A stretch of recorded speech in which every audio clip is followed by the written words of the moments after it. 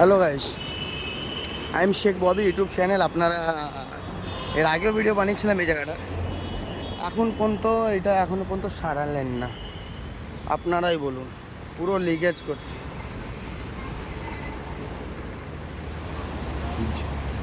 পুরোটা লিকেজ করছে, পুরো লিক। আর যখন বেশি বাড়াবাড়ি হবে দেখবো আমাদের বাড়িতে 1-2 দিন 3 দিন জল আসছে না, কারোর বাড়িতে মিঠা জল আসছে না, বুঝলেন তো। মানে কেউ আওয়াজ তোলার মতন নাই। আর আমারও কিছু করার নেই, আমার এই লাস্ট ভিডিও এটার জন্য, বুঝলেন তো। আর ভিডিও আমি এটার আর বানাবো না। হ্যাঁ, কোনো সরকারদের কোনো এখানে ধ্যান নেই, কোনো লক্ষ্য করছেন না কেউ।